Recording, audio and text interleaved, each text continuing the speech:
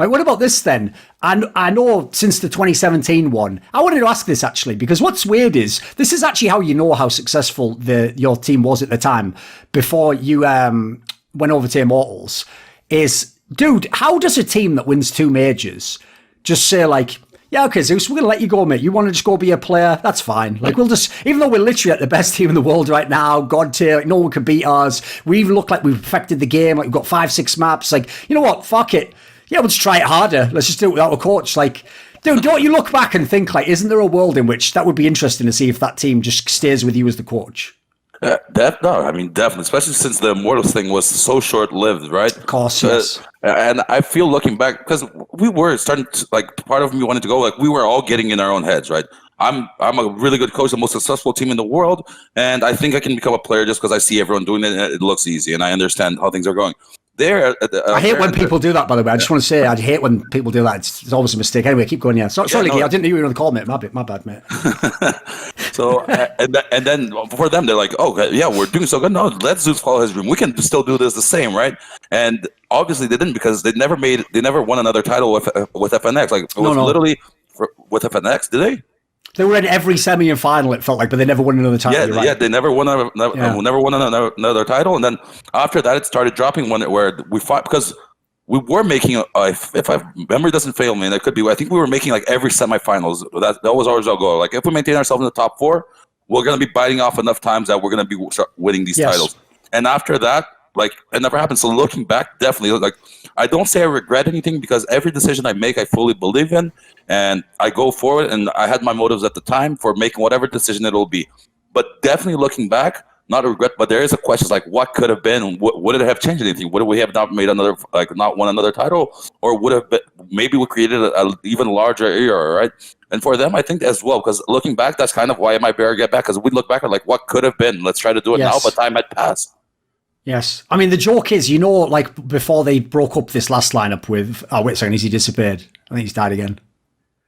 Ah, he has. Yeah. Wait there a second. I wonder what's going on with his internet. And the good news is... there we go. There you go. Right. Sorry, I waited for you. Are you back? I kept hearing you guys. It's weird. Oh, right. Yeah. It's weird. Unless our screen looks like you've lagged out completely. All right. Basically, what I was going to say was this. Oh, he's done it again. Fucking hell. Oh, there we go. Wait a second. Wait there 1 sec. We'll just wait 1 sec to make sure it's working. Right. Jesus, sure. My representative internet's acting up. I mean, come on, dude. It's all right. Right. Basically, when you had, let me think. What the fuck was I talking about there? Let me just if the lineup we stayed together, looking back. Was that even what I was going to say? Oh, yeah, the quick thing I was going to say basically was, I know at the end of this lineup last year, after everyone watched that documentary, The Last Dance, everyone was like, we should be allowed another year. It's like, dude, you had that year. That's what this was. That's what the last 2 years were like. That's what 2019 was, everyone. Like, what do you think that was when Zeus came back and Taco came back? Like, that was The Last Dance. Guess what? It didn't work out, so whatever. So anyway, to move on, right, after that, it gets very interesting, because you're a guy who's been in a lot of different teams. Like, I actually describe you basically as a coach. Here's the thing, right? In Astralis, right, at the moment, because they've won so much, every player just gets to be the greatest. Like, fucking, Device has the most top 5 placings in HLTV. Glave's the best IGL. Sonic's the best coach, because they've just won everything, right? So the problem is the trophies blind everyone. But he's lagged again. He's going to come back in a second. My editor, listen, Godspeed, mate. You're going to be fucking in this video hard. Like, it's not like those other ones where you just put the intro on, mate. Yeah, there we go. He's back, right? I paused it. So basically, when you had this team, where was I, Leggy? Where did I drop off there? Let me think. Oh, that was it. I actually describe you as a coach. You have the path, instead of like Glaive and Sonic, where you just get into one team and you do everything in one team. And in fact, then, you're the greatest if you win, but then everyone could also say, but what would you do with different players? You have like the Carrigan swag, mate, where Carrigan's angle is like, listen, I do it with every team. I go to this team here, I take a totally different team here, I take an old team, I take a young team. You have that, because I know people are going to think, obviously, when we're talking about MIBR, the bad one, that was the one team that didn't work out. Like, Team Liquid was fucking amazing. Obviously, you were now in Evil Geniuses and got them to a top spot. Like, you've had this approach of moving between teams. So one thing I want to ask as we move in to talk about like Team Liquid and EG and stuff, are you able to take like your whole philosophy of the game to each team and then implement it all? Do you have to go? Is it like a negotiation? Like how much of me can I bring? How much does the IGL need to do? Because obviously the next team is a very interesting one in the context of your current team, because it was the one where you came to Team Liquid, you had Stanislaw, and at the time, dude, everyone was hyped for Stanislaw because of how amazing that Optic team was. So actually, I remember us all thinking, this looks like they've got the pieces here. They could be amazing already. But obviously something was off in the early lineup. Like that team was way better than the like results looked like in terms of the players. So what's the process like when you're trying to come over to this different team and you negotiate with the IGL? So like I have a strong personality. I know how it is, and I have a general philosophy how I like to work. So I approach like every team that either approached me to join or something like that. I try to instill my culture while also leaving them comfortable with key elements that they like to play in. But I do try to force the way that I did. Liquid was really easy because, yeah, I was coming from Immortals as a player, but I had just come from SK and LG as the major champion. So everyone was just eager to like, I'll shut up and you talk and you instill the way you want to play here because obviously you know what you're doing, right? And that's kind of how it was. But the first lineup that I had in Liquid, I joined overnight. It was like Hiko, Pimp, JDM. I think Stanislaw was later. I don't even remember my first lineup with them. But anyhow, like I had to change a lot of pieces. No. This is after that. It was obviously, that was it. Hiko, Pimp, Elige, Nitro. There you go. Elige, Nitro. Yeah, exactly. Oh, yeah. This is when Nitro first tried IGL in, as far as I remember.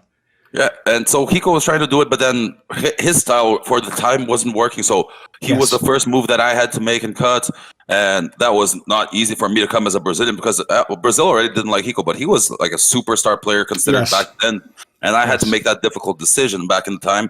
And so that kind of gave me a lot of freedom to instill Liquid in a way that I wanted to play. So Liquid was kind of like, from spawn, we have these set things, and over there, I'm like, no, we actually have to understand a little bit about what we're doing, and CS is a little bit reactionary, guys. So we're going to now understand what situations happen, and when these happens, we're going to have all these branches of ways that we can react to what's coming at us, but we have to be on the same page about it. So we then started trying to understand that concept, and that change happened gradually and over time, and every roster change that you saw was then having players that came in and fit a little bit more some areas that we needed, because I believed in Counter-Strike, and I still to this day that you do need a solid operator, you need an entry and someone that's going to do something like that. But one of the biggest players that I like is that pure aim star chaos maker, right? Which we had in Snacks back in the day, which we thought was amazing. Furfur's Config, I always thought was one of the greats, right?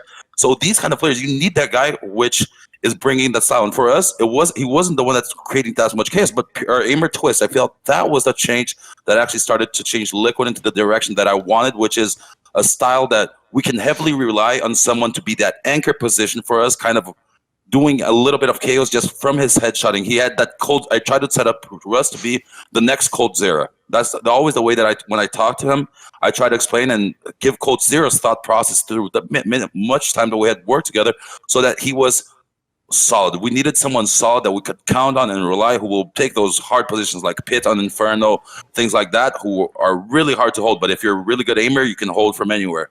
And there, I feel my culture was pretty much instilled and kind of brought at least into NA, which hadn't happened now. Now every team knows how to do things.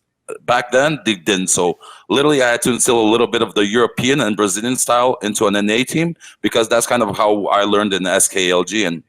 But for other teams, to answer your question, people tend to respect me because I talk, like we know it's not only the talks, we talk behind the scenes, is that we talk to people. And so people that bring me onto the team is because they already are convinced, at least to some level, that I know what I'm talking about. They understand, they resonate, and things like that. So they allow me my freedom to instill my style. Even if they didn't, I'd still try to brute force it. Like I said, I am Brazilian. I do have that style, but sure. I'm very lucky with being able to have chosen my projects to work on. Well, like with the exception of maybe Immortals and MIBR, which weren't the highlights of my career, they were still products that I believed in and was faithful, and I knew the system and what I was getting into. So I've never had to make a move that was rushed where maybe I'm not into something comfortable. Disagreements has happened, like the first one with Stanislaw and Liquid and things like that, and you either handle it inside or outside. That's kind of how it's going to go, but the philosophy is going to be there, and I think my philosophy has been proven quite a few times too. In a large scale of time, You need consistency to keep reaching finals and semifinals, or reaching good scenarios to win. It's all a numbers game. You want to win more than you lose, and you want to be in more favorable situations. And that's kind of my approach. I don't bring anything crazy because everyone does, but I try to make people understand, and more importantly, be able to work with each other. Because if me, you, and Legia build a team here, we can do something if we know how to talk to each other, right? Yes. But if we don't know how to talk to each other, I think that's the most fundamental thing. Then we're going to have an unsuccessful team. It's as clear cut as that. It's a team first place. They need to know where I'm coming from, what I'm doing. I'm going to make mistakes, but when I make mistakes, it was trying to get it right. So no reason to crucify me through under. It's just, let's talk, and hopefully next time I won't do it again. It's as simple as that, and that's kind of my approach to every team. I first fix the core principles with the team, and then we go into the tactical. I need that foundation base.